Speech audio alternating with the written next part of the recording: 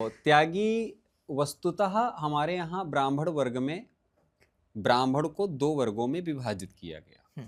जो भिक्षा ले सकता था, दक्षिणा ले सकता था, दान ले सकता था, वो याचक वर्ग था।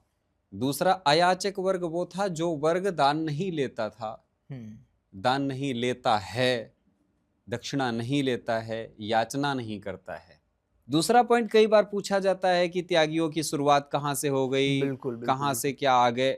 पहली बात तो ये है, ब्राह्मण वर्ग को दो वर्गों में पूर्व काल से ही ब्राह्मण हमेशा द्विपक्षीय रहा है। दो पक्षीय का मतलब दो वर्गों में विभक्त रहा है। एक वो वर्ग जो योद्धा था, जो हथियार उठाता था, जो तलवारें चलाता था।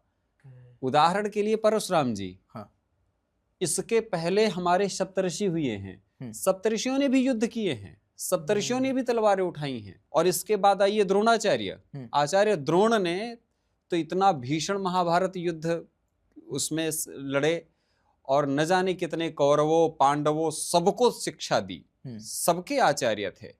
बहुत हकीकत यह है कि त्यागी समाज वो समाज है जब ब्राह्मणों के सामने एक विपन्न अवस्था आई। एक समय ऐसा आया जब हमारे क्षत्रिय राजघराने टूटने लगे, धर्म विद्रोह शुरू हो गए देश में, चारों तरफ से विदेशी आक्रमण शुरू हो गए और भी परिस्थितियां विपत्तिजनक होती चली गईं।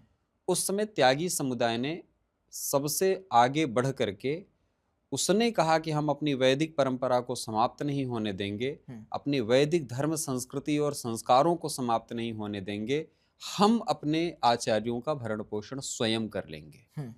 तो ब्राह्मणों में ही एक बड़ा धड़ा खड़ा हुआ जिसने इस प्रक्रिया का पालन किया। ठीक है। और उसने संघर्ष पूर्वक लड़ाइयां भी लड़ी।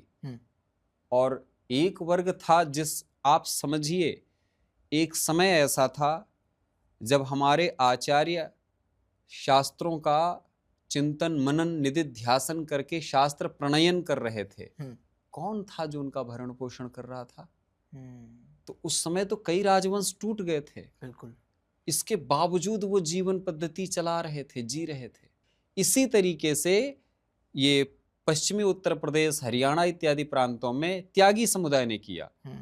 तो ये ब्राह्मणों ने ही एक अपना वर्ग तैयार किया कि हमारे ऊपर जब विपत्ति आ जाए तब हम क्या करेंगे, तब हमको ये कर्म करना पड़ेगा। तो त्यागी समुदाय का सीधा सीधा अभिप्राय है वैदिक धर्म संरक्षक। त्यागी का मतलब जिसने धर्म के लिए सब कुछ त्याग दिया हो, यज्ञोपवीत धारण करता है लेकिन कंधे पे हल रखता है।